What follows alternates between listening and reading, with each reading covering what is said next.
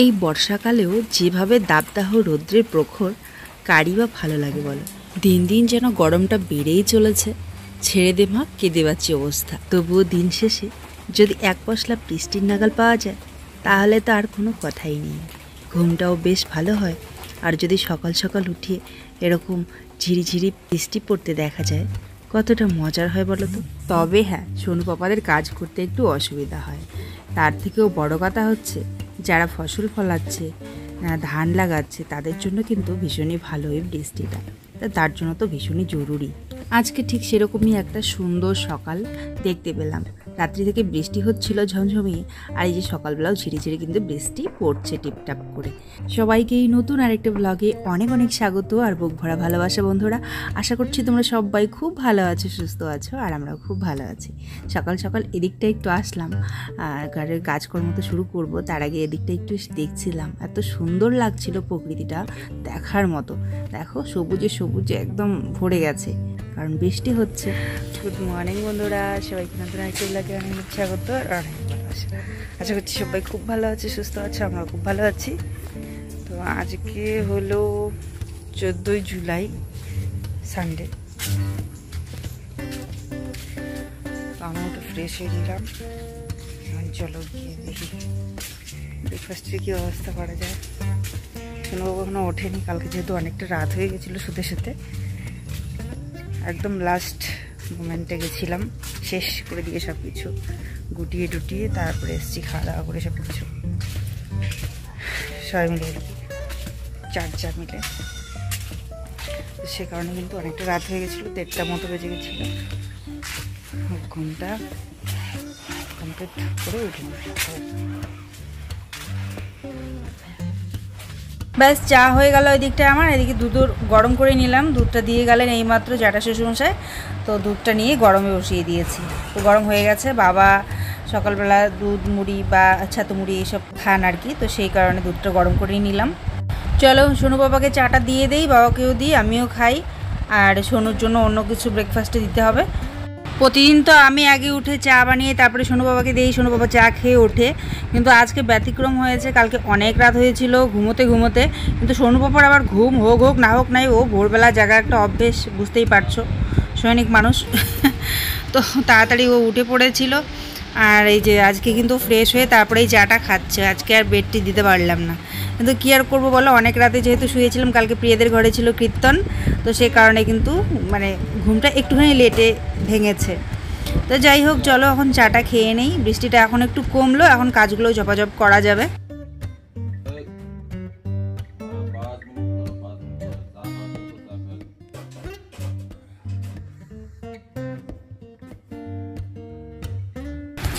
শাশুড়ি মা কিন্তু এখনও বাবার বাড়ি থেকে আসেননি, তো যে কারণে এই যে আমরা আর কি 3 জনে মিলে বসে চা খাচ্ছি।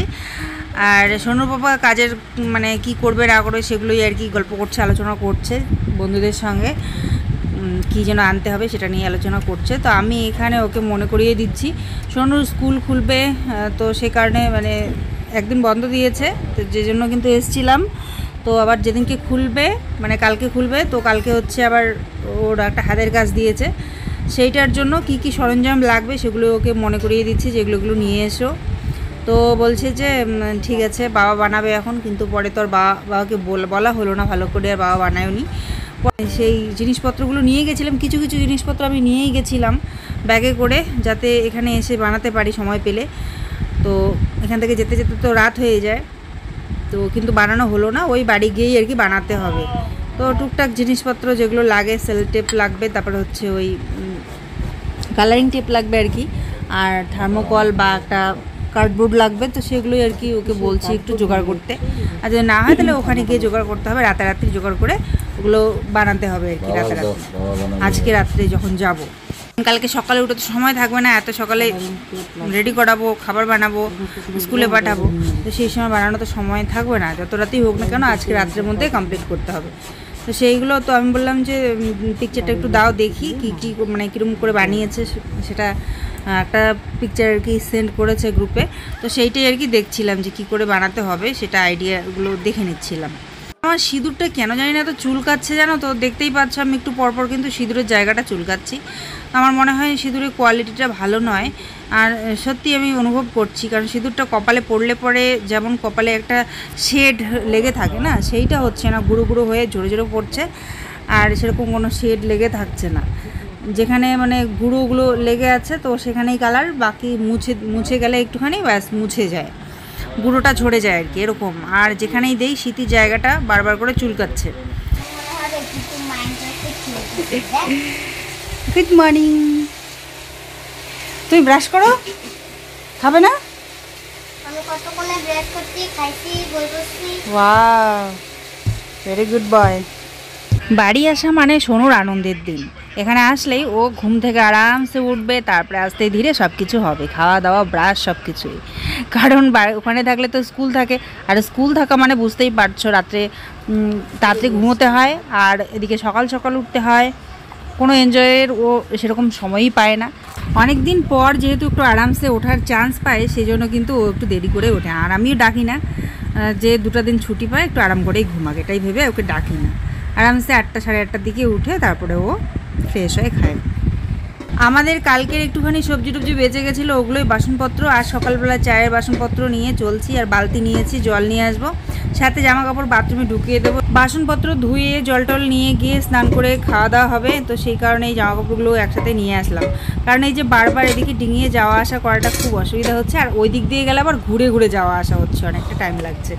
তো মানে সেই জন্য এক এক সময় এক দিক দিয়ে যাওয়া আসা করছি, যেদিক দিয়ে আসি না কেন একটু অসুবিধাই হচ্ছে। যাই হোক, একটুখানি এই যে ভিতরটাতে করে মাটি বা বালু পাথর দেওয়া হয়ে গেলে একটুখানি উঁচু নিচুটা কম হবে, মানে পাহাড় পর্বত যে ডিঙিয়ে আসতে হয় সেটা হবে না, একটু সমতল হলে পরে একটু সুবিধা হবে আমার মনে হচ্ছে। তো যাই হোক, একটু সময় লাগবে। বাসনপত্রগুলো এখন ধুয়ে নেব। আর আকাশটা দেখো বন্ধুরা, এতটা রোদ পড়েছে, ঠাঠা করে রোদ পড়েছে, খুব গরম লাগছে আজকে। রাত্রে এটা তো বেশ ভালোই গেল, ঝমঝমি বৃষ্টি পড়লো সকাল অবধি, তারপর যে এরকম রোদ উঠবে সেটা ভাবার ছিল না। এতটা গরম পড়েছে সকাল সকাল, মানে মনে হচ্ছে আজকে দুপুরবেলা যে কী হালত হবে সেটা বুঝতেই পারছি এখন থেকে। আর সত্যি কথা বলতে সকাল থেকে এই যে দুপুর অবধি রোদ্রে কাজ করতে করতে আমার কিন্তু মাথা ধরে গেছিলো প্রচণ্ড পরিমাণে, এত ব্যথা করছিল, মানে কী আর বলবো। তো কী আর করা যাবে বলো, নিত্যদিনের কাজ এগুলো তো করতেই হবে। তো চলো, এই যে ডেকচিটা ধুয়ে নিয়ে এখানে জল ভরিয়ে নেব রান্নার জন্য। কাপড়গুলো আগে ভিজিয়ে দেবো, ভিজিয়ে দিয়ে বাসনগুলো ধুয়ে নিয়ে তারপরে কাপড়গুলোও ধুয়ে নেব, ধুয়ে তারপরে স্নান টান সেরে খাওয়া দাওয়ার ব্যবস্থা করতে হবে। কালকে প্রিয়াদের ঘরে যে কীর্তন হয়েছিল সেখানে খাবার দাবার কিছু বেঁচে গেছিলো, তো ও বলেছিল তোমরা সবাই এসো সকালবেলা, জায়েদেরকে বলছিল, আমাকেও বলছিল যে সকালবেলা এসো ভাত সবজি নিয়ে যেও যেগুলো বেঁচেছে। তো আমি গিয়ে ভাত নিয়ে এসেছিলাম, সোনু বাবা বলছে পান্তা ভাত খাবে ও, মানে ভাত যদিও ভালোই আছে, এখন পরে দুপুর হতে হতে তো খারাপ হবে, এখন বর্তমানে ভালো আছে। তো ও বলছে পান্তা করে খাবে, তো ওকে পান্তা করে দেবো। আর আমি যেহেতু সবজি নিয়ে এসেছি একটু একটু করে সবজি দিয়েই খাবো।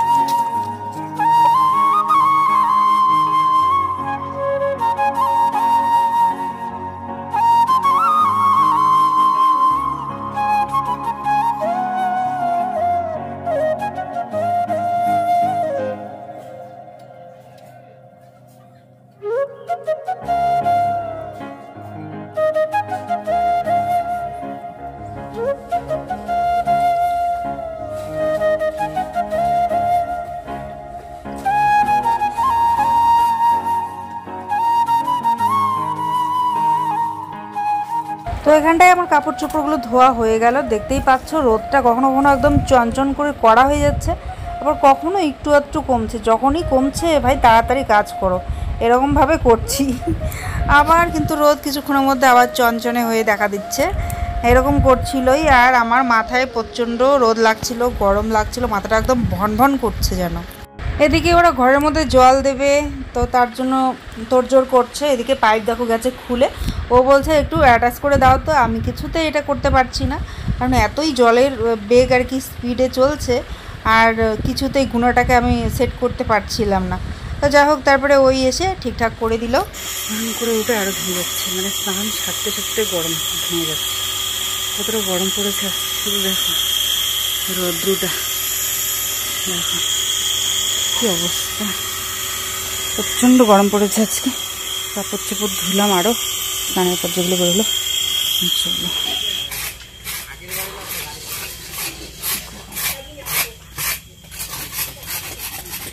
শ্যাওলা তুলছে একজন।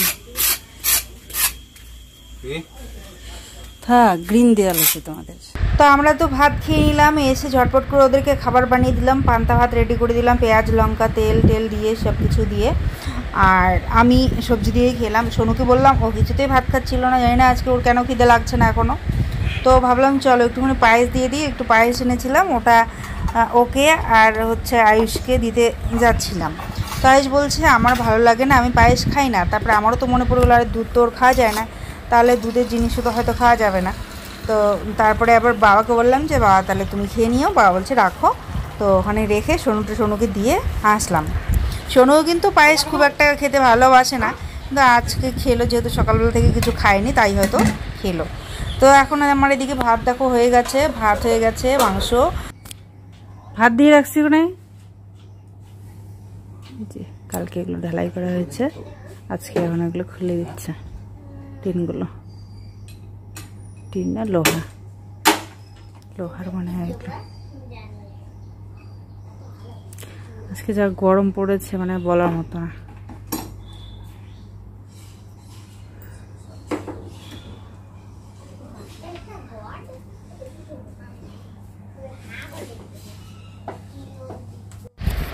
অনেক দিন ধরে তো বৃষ্টি চলছিল, হঠাৎ করে আজকে এতটা গরম পড়েছে বন্ধুরা, সত্যি কথা বলছি, মানে বলার মতো না। মাথা ভনভন করছে। স্নানের সময় প্রচুর জল মাথায় দিয়েছি থপথপ করে হাত দিয়ে। চলো এবারে খেতে দিয়ে দেই ওদেরকে, বাবাকে, সোনুকে, সোনু পাপা সবাইকে। সবজি টবজি তখনকার একটুখানি আছে, তো ওরা কিন্তু এই যে মাংস দিয়েই খাবে, আর কিছু খাবে না, মাংস হলে আর কিছু খায় না। তো ওদেরকে দিয়ে দিলাম, ওর ভাইস্তাকে আর ওকে। খেয়ে দিয়ে এই যে আবারও লেগে পড়েছে কাজে। এবারে এই যে জল দিচ্ছে পিলারগুলোতে, কালকে এগুলো করা হয়েছে।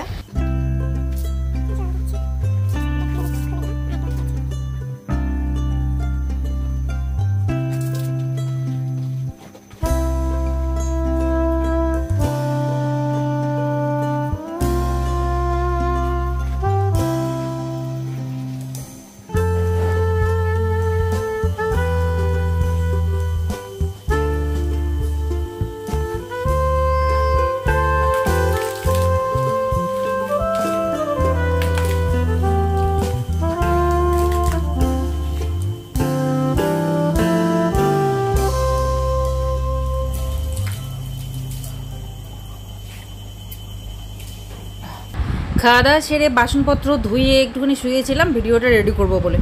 মোবাইলের কাজ করতে করতে এতটা ঘুম পেয়ে যাচ্ছিলো, আসলে শরীরটা খুবই ক্লান্ত ছিল, রোদটা যেহেতু লেগেছে, তো যে কারণে কিন্তু ঘুম আসছিলো চোখে জড়িয়ে।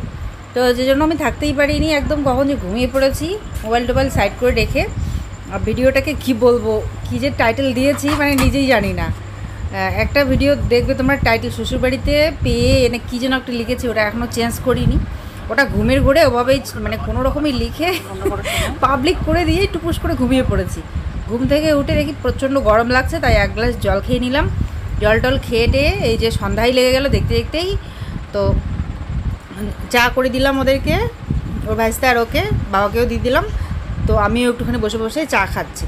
আর যখন ঘুমিয়ে পড়েছিলাম তখনও কিন্তু একবার ফোন করেছিল বাড়ি থেকে, ভাই কি মিতু বা মা কেউ একজন হবে, যাই হোক ওরা বাড়ি থেকে আর কি ফোন করেছে। তারপরে আমি কি করলাম, আমি কিন্তু তখনও দেখিনি, ঘুমিয়েছিলাম। ঘুম থেকে উঠে মোবাইল টোবাইল চেক না করেই আমি গেছিলাম কলপাড়ে, ওখানে বাসন টাসন ধুয়ে। প্রিয়াদের বাড়িতে আমার ছিল রিং বলটা, কালকে কীর্তনে ওখানে ভাত বাড়ার জন্য নিয়ে গেছিলাম। তো ওটাকে আবার ধুয়ে ও রেখেছে, ও বলছিল দিদিভাই নিয়ে যাস। তো ওটাকে আনতে গেছি, আনতে গিয়ে ওর সঙ্গে আবার ওখানে কিছুক্ষণ গল্পও হয়েছে। তো মার ডেক্সিটা, বড় ডেক্সিটা আর আমার রিং বলটা গল্প টল্প করে ওই দুটো নিয়ে এসেছি। নিয়ে আসার পথে আবার কলপাড়ে একটুখানি কাপড় ছিল, সেটা ধুয়েছি। সোনুর জামা কাপড়গুলো মানে ও স্নান করে রেখেছিল, ওই দুটো বাকি ছিল, ওই দুটো ধুয়েছি। তো এতক্ষণ টাইম পাস হয়ে গেছে, ততক্ষণে এখানে এসে ঘরে এসে দেখি আমি 11টা মিসড কল। মানে বুঝতেই পারছো, বাড়ি থেকে ফোন করেছিল।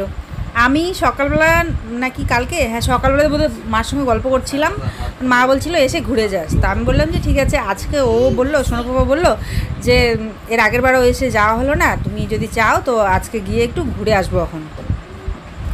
তো আমি তাই মাকে বললাম যে ও এভাবে বললো, যেতেও পারি। তো তারপরে দেখো সন্ধ্যায় লেগে গেল ওইদিকে এটা ওটা করতে করতে।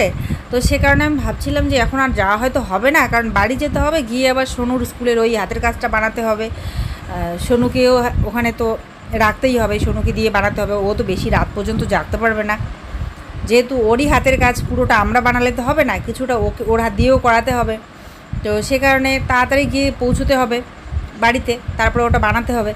তো এখন যদি বাড়ি যাই উল্টো দিকে তাহলে আরও অনেকটা লেট হয়ে যাবে। এই কথা ভেবে পরে মাকে বললাম যে মা আজকে না হয় থাক, আজকে যা না হয় থাক, যাবো না।